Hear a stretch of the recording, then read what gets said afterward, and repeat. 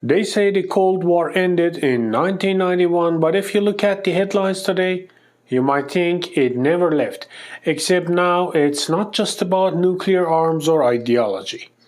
This time, it's computer chips, student visas, and financial networks. What's happening between the US and China is no longer just a trade dispute, it's a global economic tug-of-war that could reshape the 21st century. And the latest moves, they are pushing both nations into deeper confrontation with serious consequences for all of us. So in this video, we are diving into the latest US export controls, controversial visa crackdowns on Chinese students, and the ripple effects these policies are having on tech, education, and global finance. Because whether we like it or not, this isn't just Washington versus Beijing. It's a battle for the future of innovation and influence.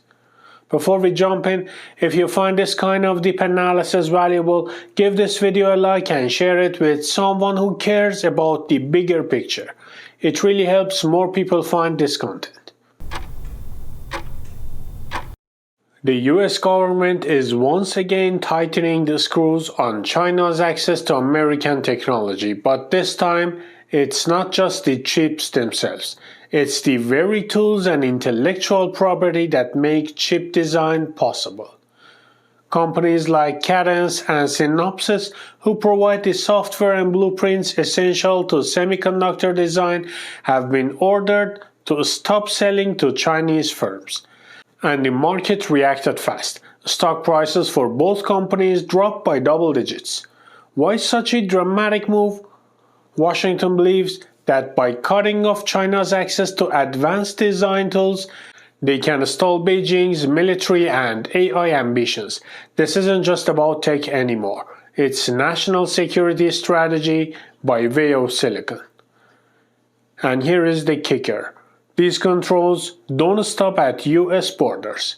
The Bureau of Industry and Security is warning companies and individuals around the globe, break the rules and you could face US sanctions no matter where you are. Just ask Meng Wanzhou of Huawei. But it's not just software and sanctions. The battlefield has moved into US universities. Senator Marco Rubio recently pushed a policy to start revoking the visas of Chinese students, particularly those studying STEM fields or with alleged links to the Communist Party. This includes students from Hong Kong and, yes, even future applicants. Now think about that. For decades, the US has benefited enormously from international talent, especially from China. Some of the brightest minds in AI, quantum computing, and biotech came through American institutions, but now those very students are being shown the door. And here is where it gets complicated. Pushing these students away doesn't just hurt them, it could hurt America's innovation pipeline. These are people who might have stayed, built companies, led research, or powered the next big breakthrough, but now they are taking their talent elsewhere. I'd love to hear your thoughts. Do you think this kind of policy makes America safer? Or are we just driving talent into the arms of our biggest rival? Drop your thoughts in the comments. I read every one of them and they help keep the conversation real. If the visa crackdown wasn't enough, Congress is turning up the heat. A bill called H.R. 881 just passed the House and it's headed to the Senate.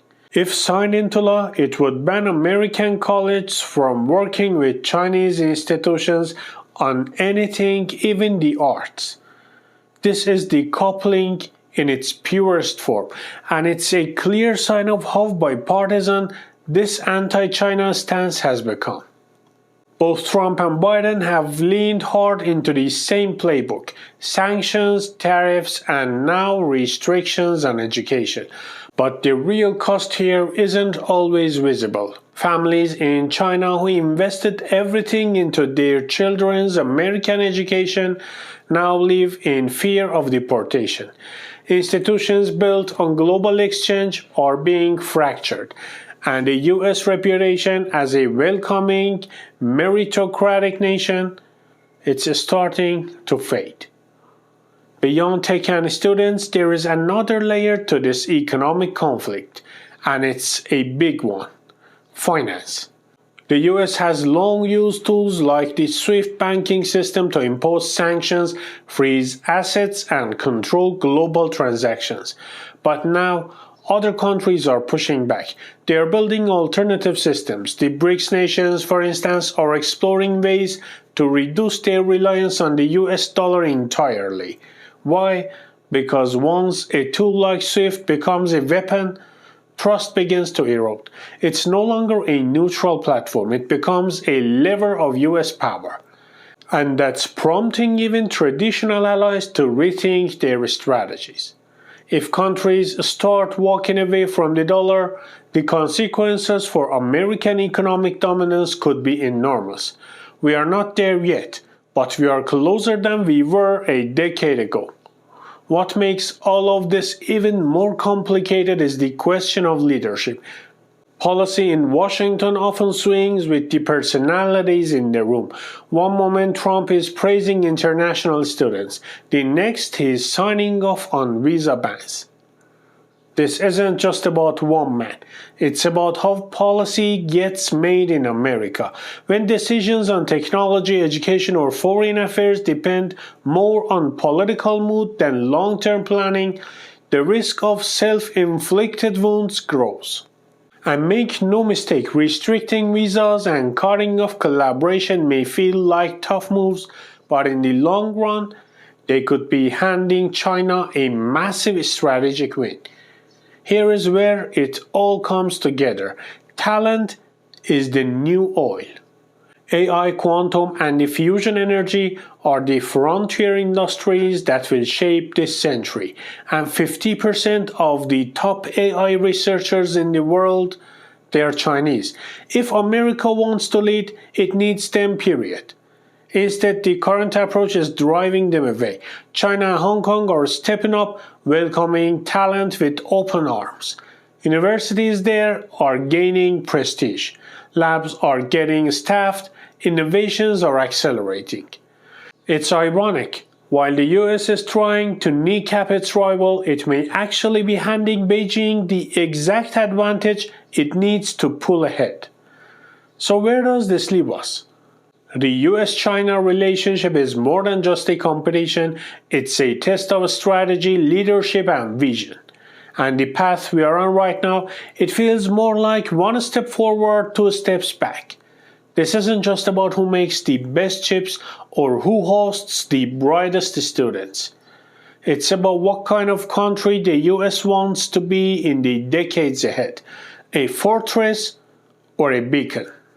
And in a world that's increasingly defined by collaboration, innovation, and shared challenges, the cost of isolation may be higher than we think.